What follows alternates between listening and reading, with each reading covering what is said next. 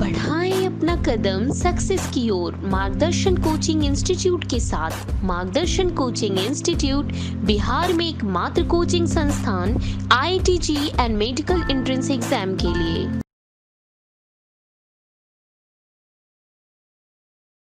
ये बतला रहे थे कि ये सेकेंडरी ट्रीटमेंट, जिसको बायोलॉजिकल ट्रीटमेंट भी कहते हैं, अब जब इसका बीओडी घट जाता है तो अब इस इफ्लुएंट को क्या करेंगे, इसको कहाँ ले आते हैं, सेटलिंग टैंक में। Effluent comes into settling tank, settling tank, right.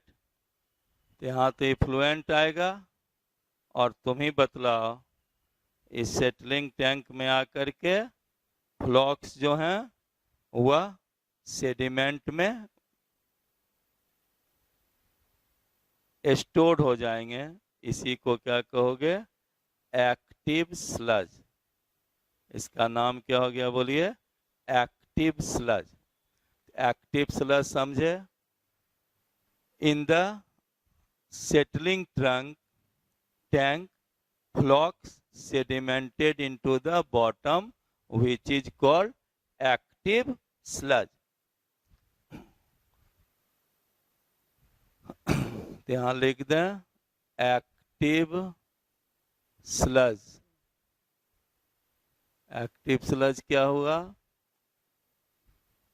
इन settling tank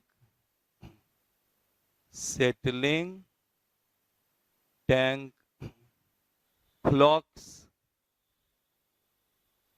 sedimented into bottom called active sludge, right। अब यहीं पर देखो, ये जो एक्टिव स्लज है, ठीक है, इस एक्टिव स्लज के कुछ भाग को एरिसन टैंक में पंप बैक किया जाता है, राइट।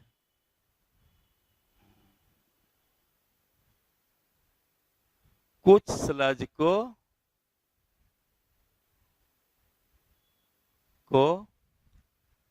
एरिसन टैंक में पंप बैक किया जाता है। उस समय तो हम आपको नहीं बतला पाते कि एरिसन टैंक्स में कैसे सेटलिंग टैंक के स्लज को पंप बैक किया जाती, तो कंटिन्यूअस प्रोसेस है।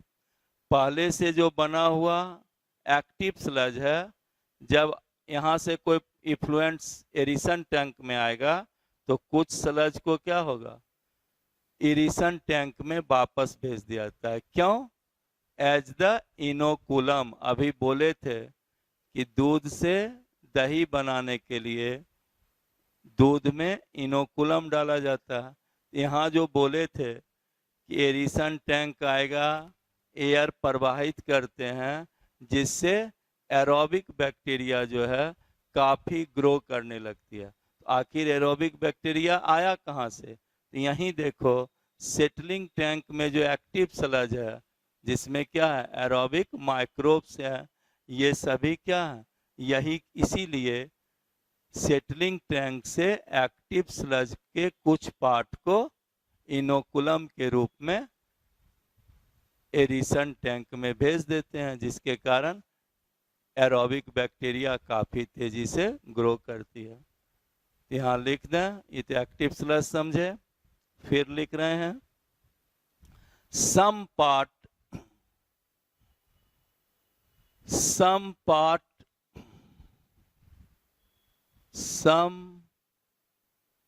part of active sludge is pumped back to some part of active sludge is pumped back to aeration tank as inoculum, as inoculum, and rest sludge, rest active sludge transported to active sludge digester, right. और यह जो अब active sludge है, right, इसमें से main लिख दें active sludge, जो रेस्ट एक्टिव स्लज बच गया, ठीक, इसको जो है किसमें भेज दिया गया, एक्टिव स्लज डाइजेस्टर। अब इधर बनाएंगे तो दिखलाई ही नहीं पड़ेगा, कट जाएगा, इसीलिए हम इसी में छोटा करके बना रहे हैं। इसी का नाम क्या हो गया बोलिए, एक्टिव स्लज डाइजेस्टर। ये फ्लॉक्स क्या होगा बोलो, सभी कहाँ जाएंगे, एक्टिव स्लज डाइजेस्टर में। और यह एक्टिव स्लज डाइजेस्टर जो है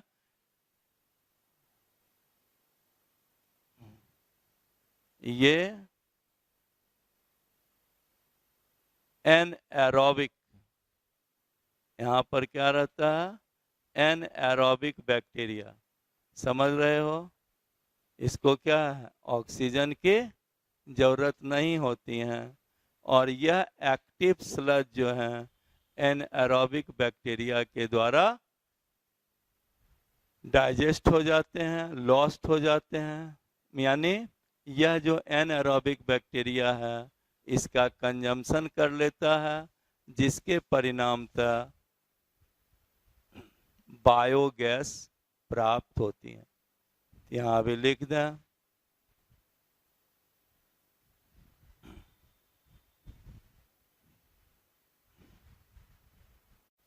तो यह जो एक्टिव स्लज है एनारोबिक बैक्टीरिया के द्वारा एनारोबिक कंडीशन में डाइजेस्ट हो जाती हैं। तो लिख दें, active sludge is digested by anaerobic bacteria with release of biogas, जिसके साथ साथ क्या है, बायोगैस भी रिलीज होती है। यह जो एनएरोबिक बैक्टीरिया है, कह सकते हो जैसे एग्जाम्पल्स में मिथेनोजेन बैक्टीरिया, मिथेनोजेन बैक्टीरिया यानी जिससे मीथेन रिलीज होता, रिलीज ऑफ बायोगैस जानते ही हो, बायोगैस में क्या क्या रहता है, methane, carbon dioxide, H2S, H2। इस बायोगैस का यूज किस में कर लिया जाएगा बोलो, for the cookings, electric, right. और यहाँ देखो, अब जो सेकेंडरी ट्रीटमेंट के द्वारा ये जो इफ्लुएंट है, अब जो ये फ्लूइड बच गया, इस फ्लूइड को ट्रांसपोर्ट क्या कर देते हैं, रिवर्स में या जो भी नियर रिसोर्स है।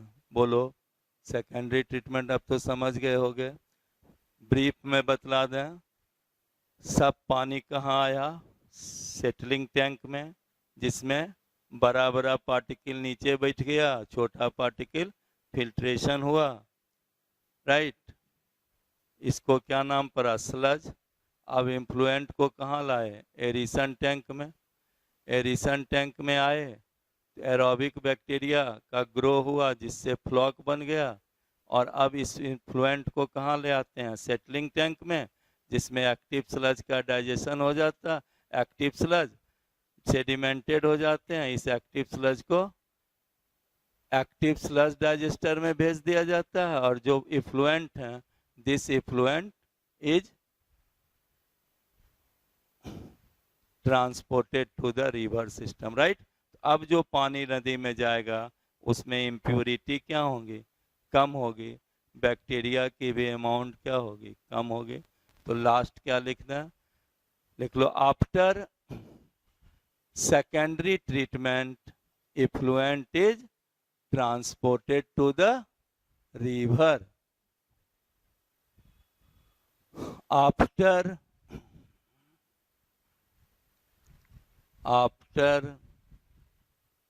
secondary treatment, after secondary treatment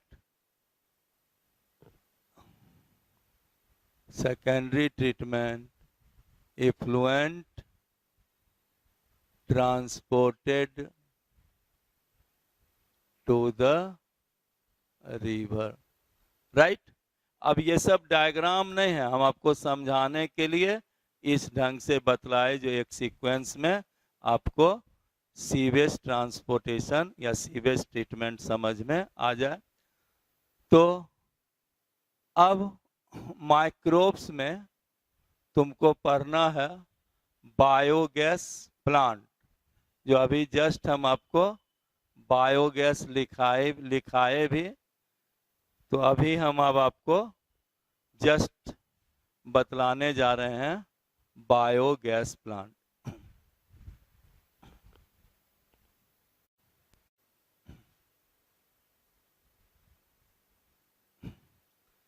यही गोबर गैस प्लांट है,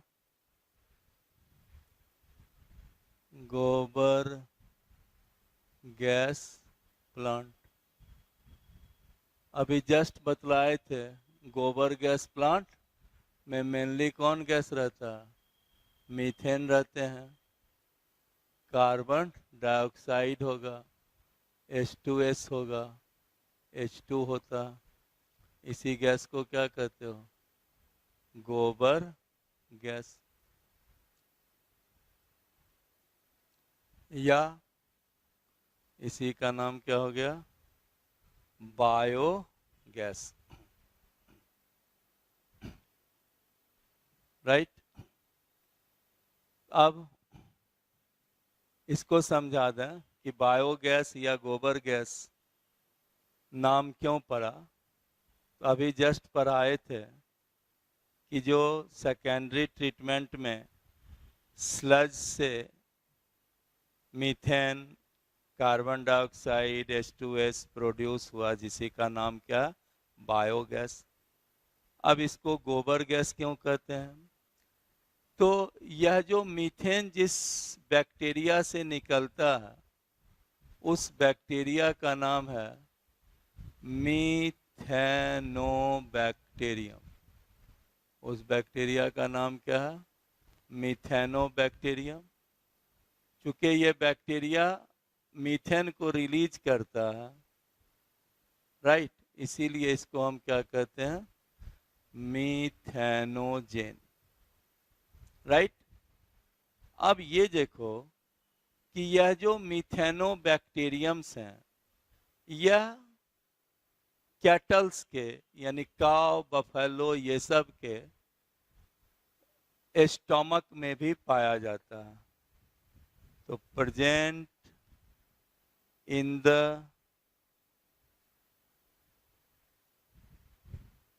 अब आपको बतलाए थे कि जो रूमिनेंट एनिमल्स हैं, काव, बफेलो, ये सब, उसके जो स्टोमक होते हैं वो कंपाउंड स्टोमक कहलाते हैं।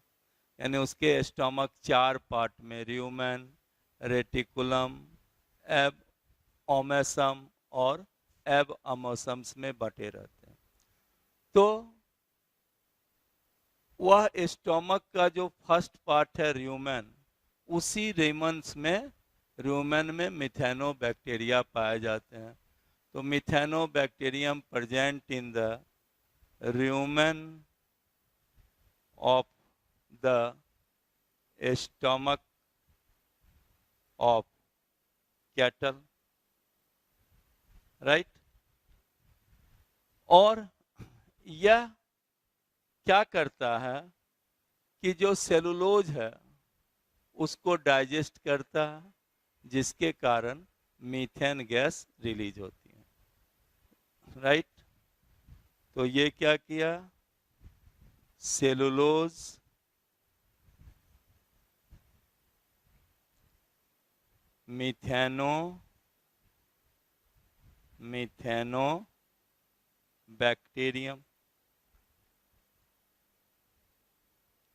मिथेनोबैक्टीरियम जिससे सेलुलोज का डाइजेशन हुआ, साथ ही साथ कौन गैस निकला, मीथेन गैस निकला, राइट? अब ये देखो, चूंकि स्टोमक के र्यूमन में मिथेनोबैक्टीरियम है, तो नेचुरली जो कैटल के जो एक्सक्रीटा होंगे, जो डंग होंगे, उसमें निश्चित रूप से क्या पाया जाएगा,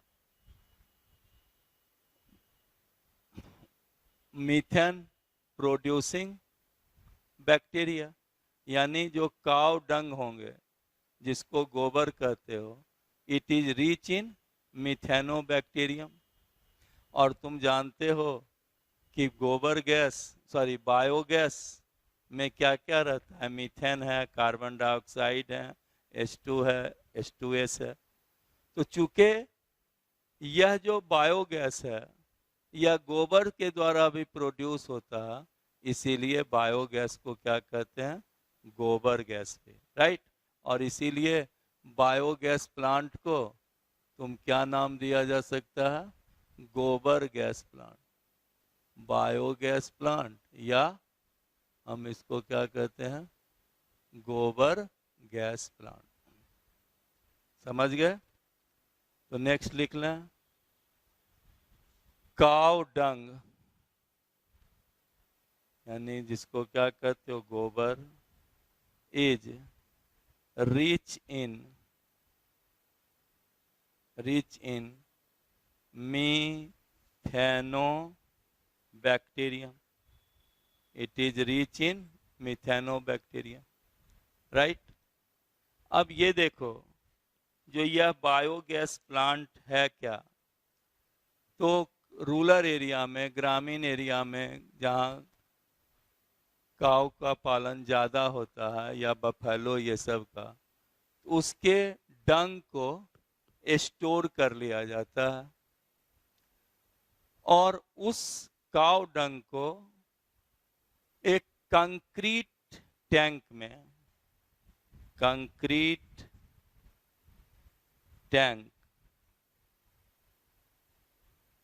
जो करीब 10 से 15 फीट हाइट का होता है, वो बनाया जाता है।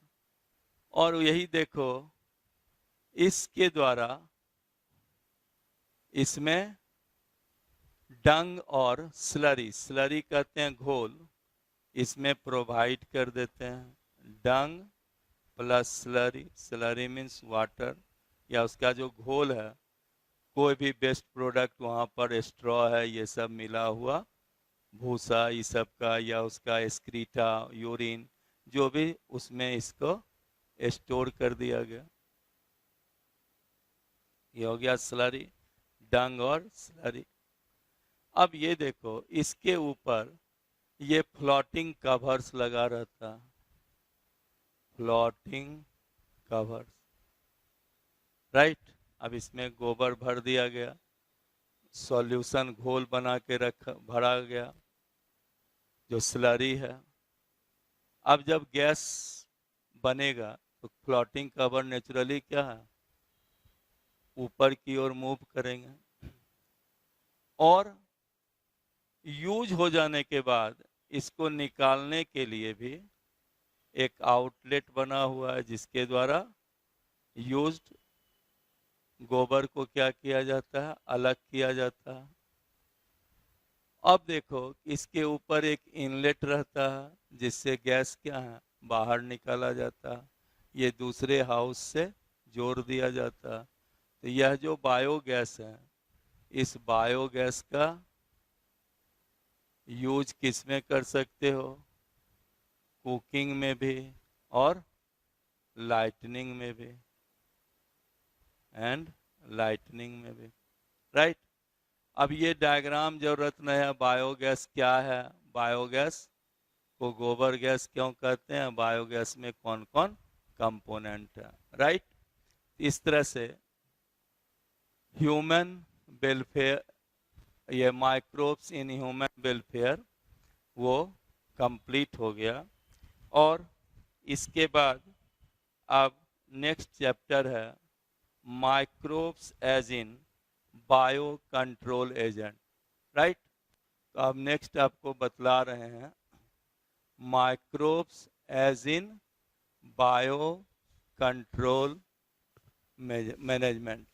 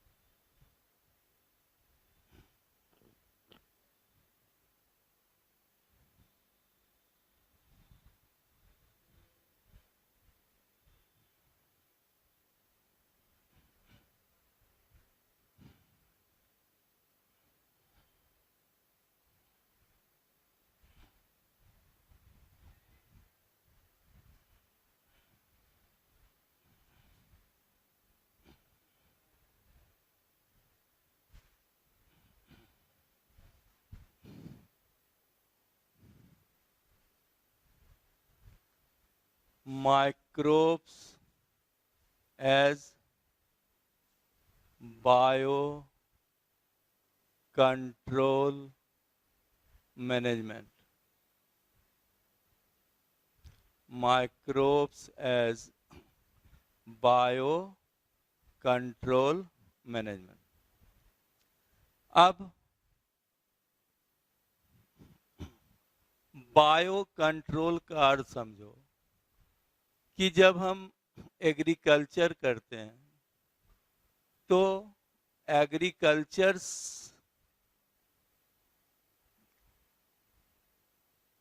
में जो प्लांट का ग्रो होता या प्लांट का डेवलपमेंट होता, उस समय से ही बहुत सारे इंसेक्ट इत्यादि, राइट, उसको डैमेज करने लगते हैं। और अलग जो पैथोजन, माइक्रोबियल पैथोजन तो है ही, तो इंसेक्ट ये सब भी प्लांट को क्षति पहुंचाते हैं। तो इसी में समझो कि जो तो बतला रहे थे कि माइक्रोब्स का यूज बायो कंट्रोल मैनेजमेंट के रूप में होता। तो बायो कंट्रोल क्या है? बायो कंट्रोल कहते हैं it refers to the use of biological method for control of plant disease and the pest, right. तो शायद उस समय लाइन कट गया था, शायद उसी में हम ये भी बतलाना चाह रहे थे, या आपको ध्यान नहीं है कि इंसेक्ट जो है प्लांट को क्षति पहुंचाती हैं। तो जो इंसेक्ट प्लांट को डैमेज करता है या प्लांट प्रोडक्ट को डैमेज करता है उसको हम पेस्ट कहते हैं। हम आपको वही पहले समझाना चाह रहे थे। पेस्ट, पेस्ट किसको कहिएगा? Paste the insect that damage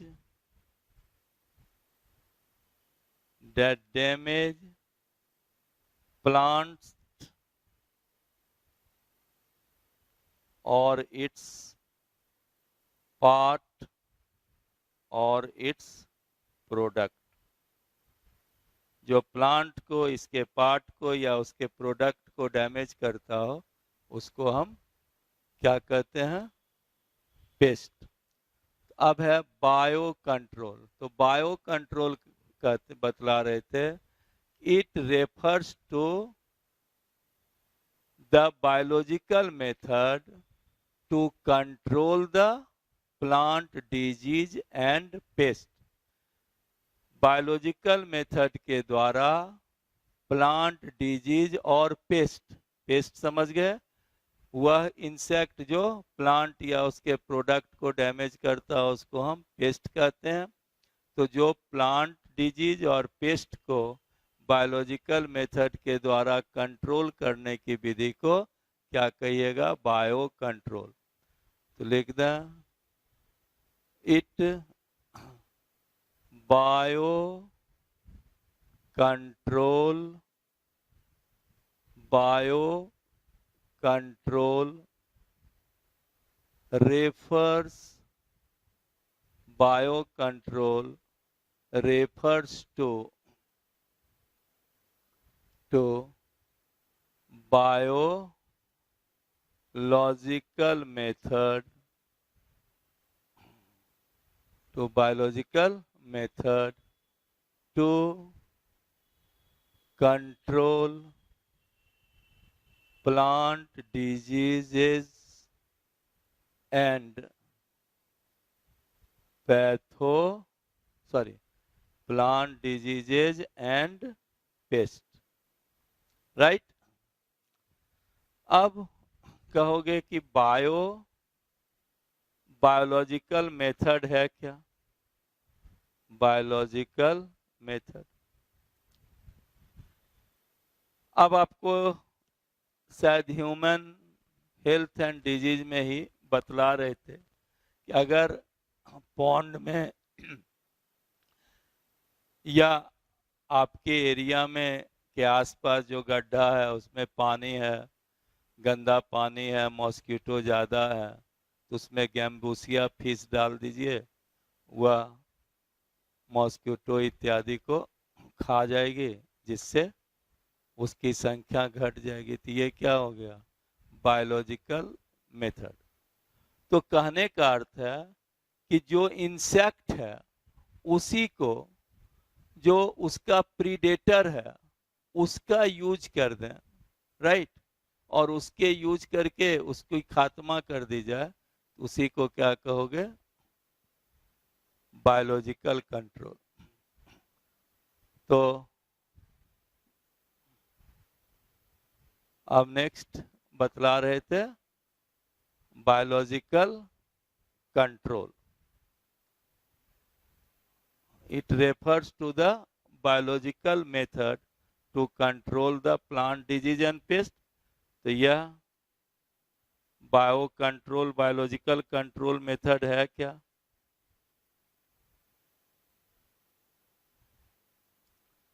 It relies on natural predators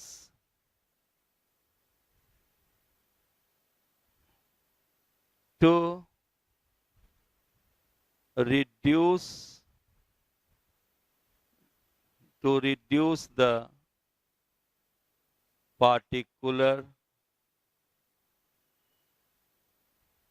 the number of particular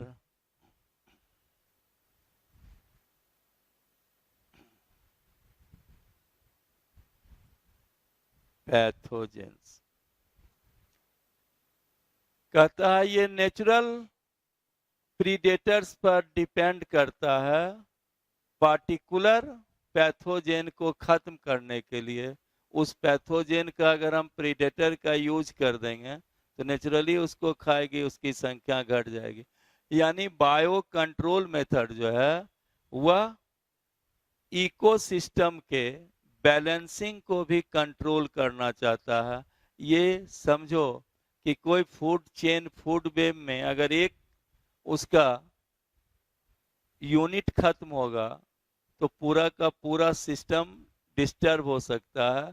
इसीलिए ये कंप्लीट इराडिकेशंस को भी फेवर नहीं करता। एक और बायोलॉजिकल कंट्रोल मेथड के कारण क्या होगा, जो हम लोग की जो डिपेंडेंसी एग्रीकल्चर पर मोस्टली केमिकल मेथड्स पर है, इंसेक्टिसाइड का यूज करते हैं, पेस्टिसाइड्स का यूज करते हैं, तो इसका भी यूज क्या होगा, घट जाएगा। और तुम जानते भी हो कि यह जो इंसेक्टिसाइड पेस्टिसाइड्स हैं, इसका काफ़ी हार्मफुल इफेक्ट होता है एवं और ये पॉल्यूशन के तो ये मेन एजेंट के रूप में अपने आप को एक्सपोज्ड कर रहे हैं, राइट। इसीलिए biological control method chemical control method के डिपेंडेंसी को कम कर रहा है, कम करता है, और इस तरह से पॉल्यूशन को भी कम करने में हेल्पफुल होता है, समझे। अब बायो कंट्रोल मेथड्स का एग्जाम्पल से आपको समझावें।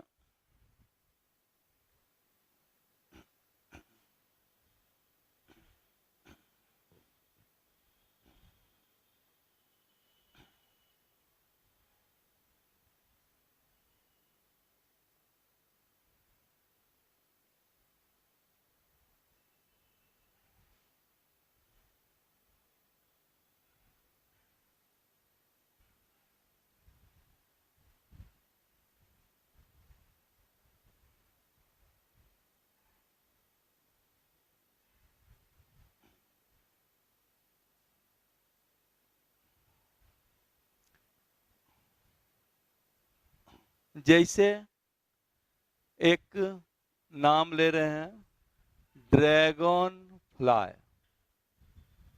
ड्रैगन फ्लाई, यह ड्रैगन फ्लाई इंसेक्ट है। यह ड्रैगन फ्लाई क्या करता है, ये मॉस्किटो को खा जाता है।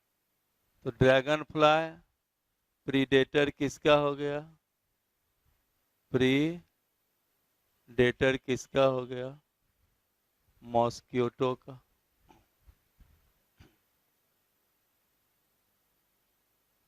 राइट।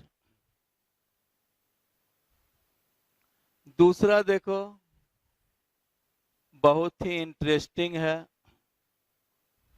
BT cotton. ये आगे चल के हम आपको बतलाएंगे बायोटेक्नोलॉजी में। बीटी कॉटन्स, राइट, या बीटी कॉटन स्पोर्स लिख सकते हैं।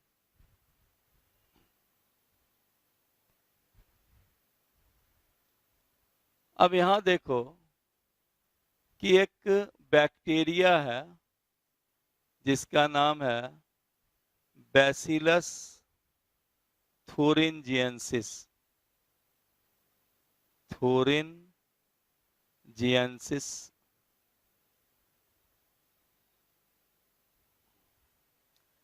इस बैक्टीरिया से टॉक्सिक सब्सटेंस निकलता है जिसको हम क्राई प्रोटीन कहते हैं, जिसका नाम क्या है, cry protein, toxic substance.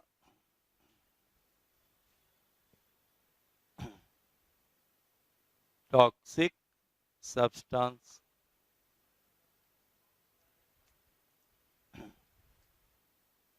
Toxic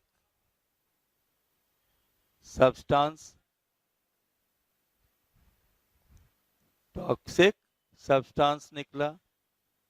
अब अगर इस क्राई प्रोटीन्स को, ठीक है,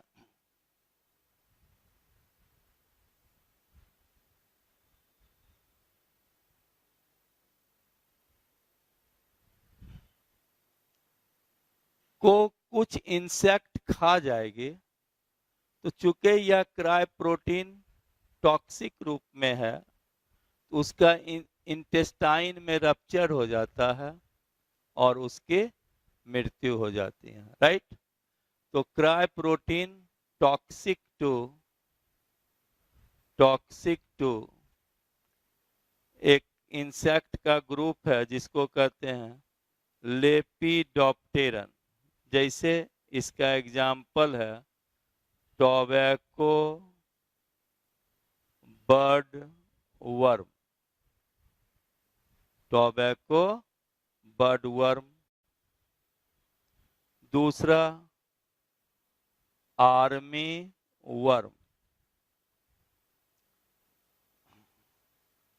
तीसरा दूसरा लिख रहे हैं कोलियोप्टेरन, जिसका एग्जाम्पल है बीटल। अभी बतलाएंगे भी आपको। बीटल जो होता है यह इसके बॉडी पर ब्लैक रेड कलर का मार्किंग रहता है, जिसको लेडी बर्ड भी कहते हैं। तो यह अगर बीटल इसको खाएगा तो बीटल के भी इंटेस्टाइन में छेद हो जाएंगे और उसकी मृत्यु हो जाती है। और एक तीसरा इंसेक्ट डिप्टेरन्स, जैसे हाउस फ्लाई, ठीक है, मॉस्क्यूटो, राइट। यह भी अगर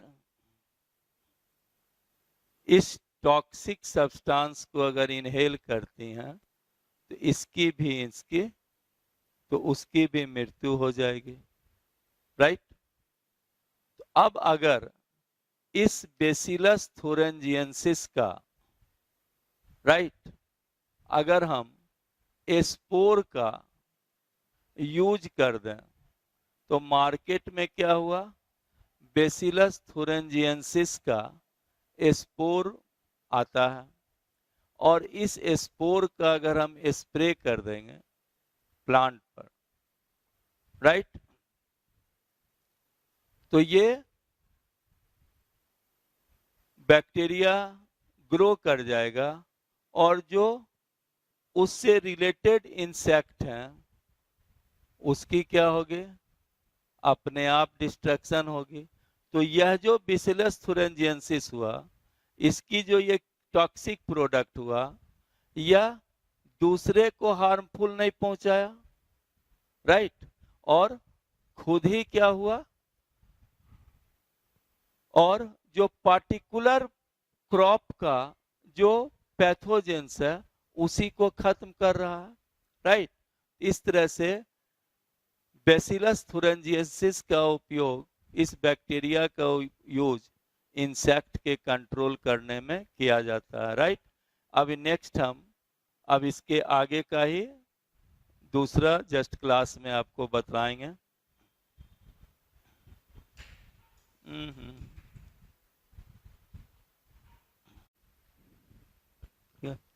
इस तरह से प्राइमरी ट्रीटमेंट में बतला रहे थे, एक प्रोसेस क्या बतलाए थे, फिल्ट्रेशन, और दूसरा ये क्या हो गया, सेडिमेंटेशन। तो सेडिमेंटेशन में क्या होगा, जो ग्रीट्स हैं, बड़े बड़े पार्टिकल्स हैं, वह नीचे बैठ जाएंगे। Greet that is pebbles, soil are sedimented, और जो नीचे बैठ जाते हैं called primary sludge, called primary sludge। इसका नाम क्या पड़ गया बोलिए, this is called primary sludge, right.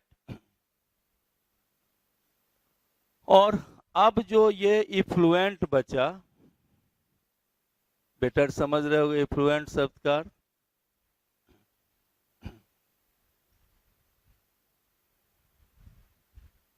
यानी जो सुपर नेटेंट हुआ, ये उसी को क्या कहते हैं, effluent.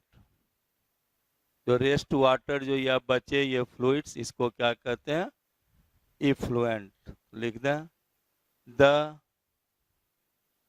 supernatant, the supernatant is called effluent। और सुपरनेटेंट को अब क्या कहा गया? इफ्लुएंट। तो समझ गए, पूरे शहर की पानी इस सेटलिंग टैंक में आया, सेटलिंग टैंक में फिल्ट्रेशन और सेडिमेंटेशन के द्वारा इम्प्योरिटीज को अलग कर लिया गया, और अब जो फ्लूइड बचे जो सुपरनेटेंट है उसको हम क्या कहेंगे? इफ्लुएंट। अब इसी को समझो, यह जो इफ्लुएंट बचा, इस इफ्लुएंट को अब हम मान लीजिए यहीं से आपको समझाने के लिए बना दें, राइट। इसी को अब हम दूसरे बड़े टैंक में ले जाएंगे, जिस टैंक को क्या कहते हैं? एरीसन टैंक। अब ऐसे तो डायग्राम में होगा नहीं, हम आपको समझाने के लिए इसे कर दिए। ये कौन सा टैंक हो गया? Settling tank. Settling tank. और सेटलिंग टैंक से यह जो इफ्लुएंट है, इफ्लुएंट अब ये किस टैंक में गया? गोल्डरेज एरीशन टैंक, राइट। तो अब जो दूसरा ट्रीटमेंट होगा उसको क्या कहेंगे? This is called secondary treatment या बायोलॉजिकल ट्रीटमेंट। तो पहला हो गया प्राइमरी ट्रीटमेंट, अब दूसरा लिख रहे हैं सेकेंडरी ट्रीटमेंट या biological treatment.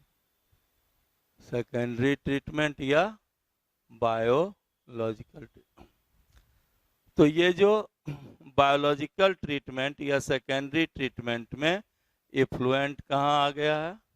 It comes into aeration tank. इसमें फर्स्ट लिख दें effluent transported into aeration, transported into aeration tank, right. और इस टैंक में क्या होगा? एजिटेटर रहता है जिससे हमेशा उसको मिलाया जाता है। एरीसन टैंक क्या हुआ? एरीसन टैंक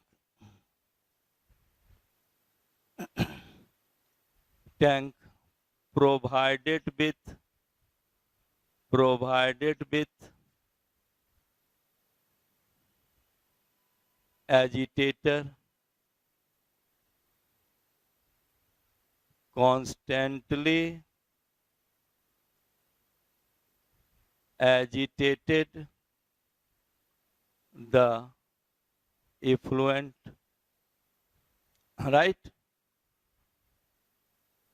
जिससे इफ्लुएंट को हमेशा मिक्सिंग किया जाता है। और साथ ही साथ ये प्रोवाइडेड विथ एयर पंप, जिसके द्वारा इफ्लुएंट में एयर सप्लाई किया जाता है। एजिटर एंड पंप for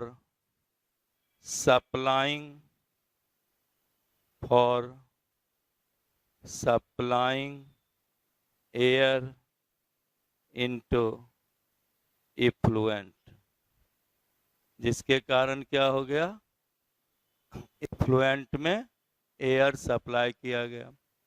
अब तो समझ गए होंगे, सीवेज वाटर प्राइमरी ट्रीटमेंट के लिए सेटल टैंक में, सेटलिंग टैंक में आया। यहाँ से जो फ्लूइड्स बचा, जो इफ्लुएंट है, वो अब कहाँ आया? एरीसन टैंक में। एरीसन टैंक में इस इफ्लुएंट को खूब मिलाया जाता है और साथ ही साथ इसमें एक पंप रहता है जिसके द्वारा इसमें हवा प्रवाहित किया जाता है, राइट। अब नेक्स्ट देखो, एयर दिया जाता है, एयर में ऑक्सीजन है, जिसके कारण क्या होगा कि जो एरोबिक बैक्टीरिया है वह काफ़ी तेज़ी से ग्रो कर जाएंगे, या एरोबिक जो माइक्रोब्स है ऑक्सीजन के प्रेजेंस में क्या होगा, काफ़ी तेज़ी से ग्रो करती हैं और फ्लॉक्स बनाती हैं। ये ग्रो करेगा, राइट, और ये क्या करेगा, फ्लॉक्स का फॉर्मेशन करेगा। तो लिख दें, due to presence of oxygen, aerobic microbes grows vigorously and forms flocks। ये जो बना इसी को क्या कहेंगे, फ्लॉक। फ्लॉक्स क्या होगा, मासेज ऑफ माइक्रोब्स, और उसके साथ क्या होंगे, फंजाई जुड़े रहते हैं, जिसके कारण ये जाल जैसी मेसवर्क के रूप में दिखलाई पड़ते हैं। तो ग्रोज विगरसली एंड फॉर्म्स फ्लॉक्स, लिख दें, made up of microbes and fungi form mesh-work like या network like structure, right। अब इस प्रोसेस के होते रहने से बीओडी जो है वह घट जाती है। क्या घट जाती हैं, बीओडी। इट, यहां तक तो समझ गए होंगे, यहां लिख दें next, it causes reduction in BOD.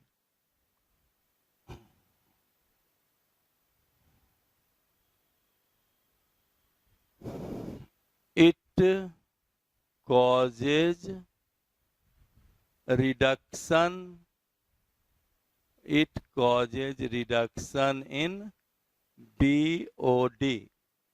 It causes reduction in BOD।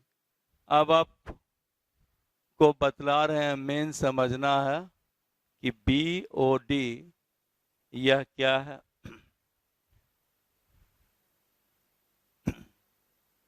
ठीक है,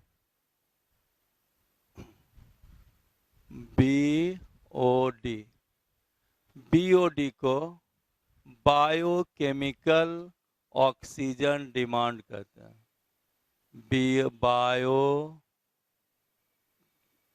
biochemical oxygen demand,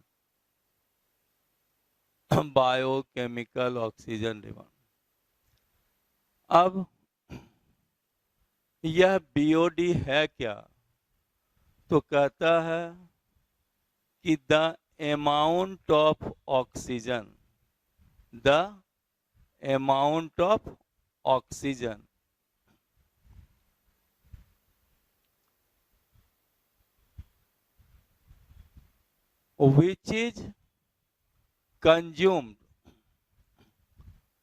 which is consumed by the oxidation of all organic material present in 1 liter water। समझे, 1 लीटर पानी में पूरे ऑर्गेनिक मटेरियल के oxidation में जितना oxygen का अमाउंट खपत होता है उसको हम क्या कहते हैं? Biochemical oxygen demand. समझे? 1 लीटर पानी है, उसमें गंदगी भरा हुआ है। उस गंदगी को, यानी गंदगी है तो ऑर्गेनिक मटेरियल है, उस ऑर्गेनिक मटेरियल को पूरी तरह खपत होने में, यानी ऑक्सीडाइज्ड होने में जितनी अमाउंट ऑक्सीजन की यूज्ड होती हैं उसको हम क्या कहेंगे? Biochemical oxygen demand.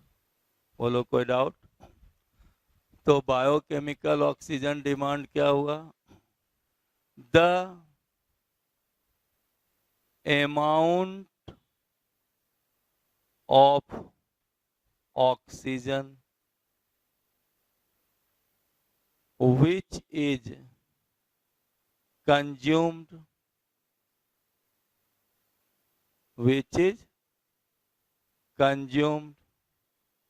in oxidizing of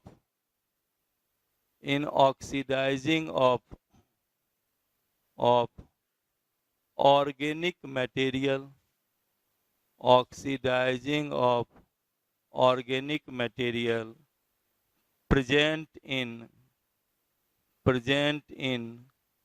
1 liter water, present in 1 liter water. The amount of oxygen which is consumed in oxidizing of organic material present in 1 liter water. समझ गए होगे? यानी बायो केमिकल ऑक्सीजन डिमांड ये भी बताता है कि it indicates the rate of take up of oxygen by the micro organism due to presence of organic material in water, right? यानी ऑर्गेनिक मटेरियल के वाटर में प्रेजेंस रहने के कारण ऑक्सीजन की जो कंजम्पशन है, की जो रेट है, उसको कौन बताता है? बीओडी। कहने का अर्थ है कि अगर पानी में गंदगी अधिक होंगे तो rate of taking oxygen by micro organism क्या होगा? ज्यादा होगा। अगर पानी में गंदगी कम होगा तो rate of taking oxygen by micro organism क्या होगा? कम होगा, राइट? यानी तुम कह सकते हो कि मोर बीओडी, अगर किसी पानी का बीओडी बहुत अधिक है, इसका अर्थ क्या है? वह पानी पॉल्यूटेड ज्यादा है। जैसे अभी गंगा नमामि योजना हुआ, इसके कारण अभी के गंगा में बीओडी डिमांड, बीओडी क्या होगा? बोलो, कम होगा। लेकिन 5 साल पहले की जो गंगा होंगे उसमें बीओडी क्या होगा? ज्यादा होगा। मान लीजिए जो पानी हम पी रहे हैं उसमें बीओडी क्या होंगे? एकदम नगण्य होगा। लेकिन वही कोई तालाब की पानी होगी, उसका बीओडी क्या होगा? ज्यादा होगा। हमको लगता है आप बीओडी क्लियर समझ गए होंगे। तो बीओडी का दूसरा डेफिनेशन क्या होगा?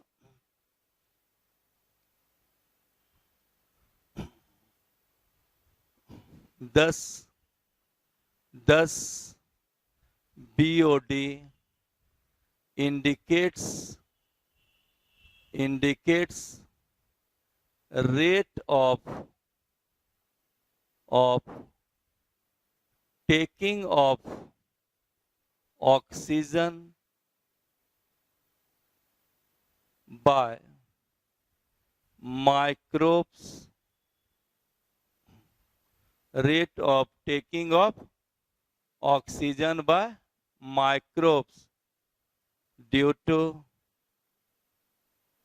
the amount of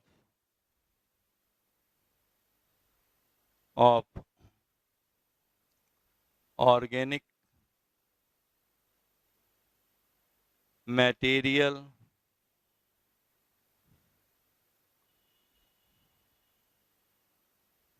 present in water.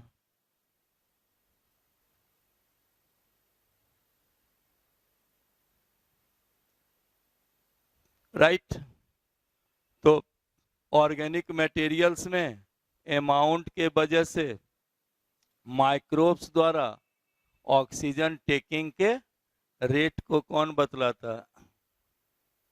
BOD. It means BOD क्या हो गया? Is a measurement of organic material present in the solvent. Right, more BOD, अगर बीओडी ज्यादा है तो वाटर में ऑर्गेनिक पॉल्यूटेंट क्या है? ज्यादा है। यहां लिखना है 10 बीओडी इज ए measurement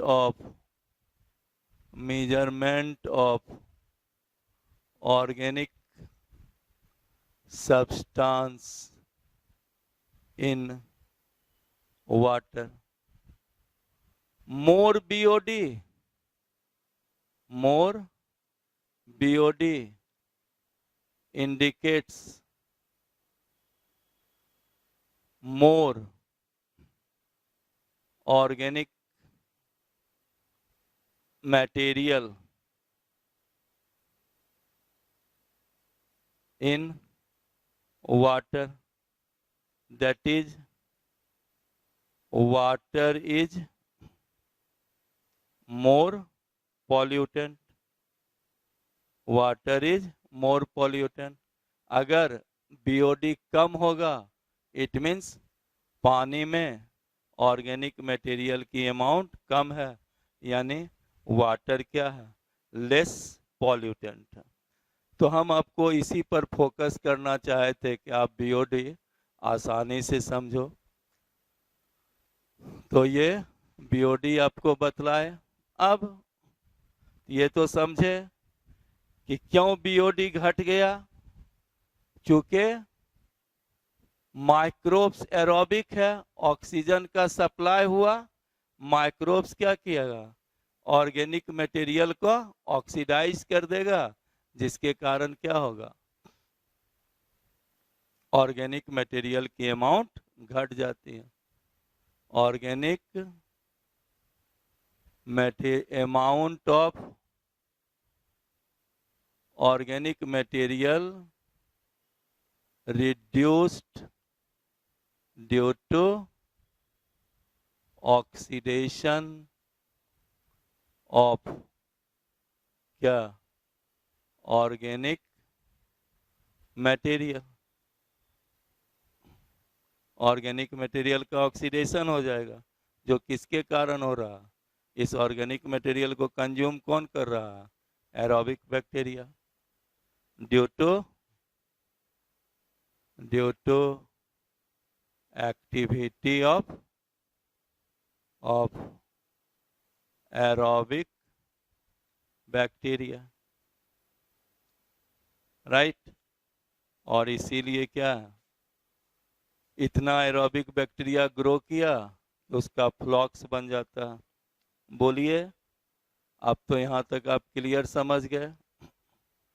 अब ये तो समझा दिए कि amount of organic material reduced due to the oxidation of organic material due to the activity of aerobic bacteria।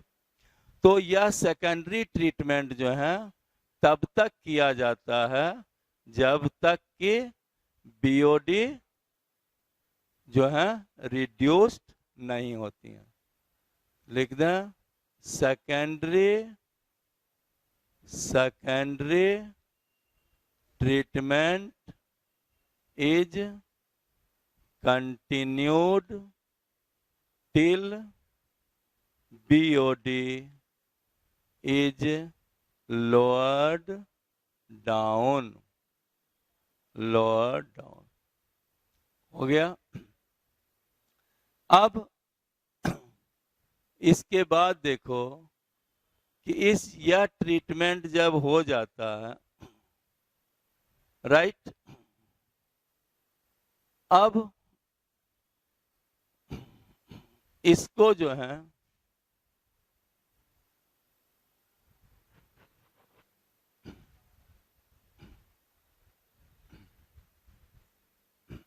Right, तो अब सेकेंडरी ट्रीटमेंट हुआ और इस ट्रीटमेंट में क्या है बोलिए, फ्लॉक्स है। इसको अब को यहां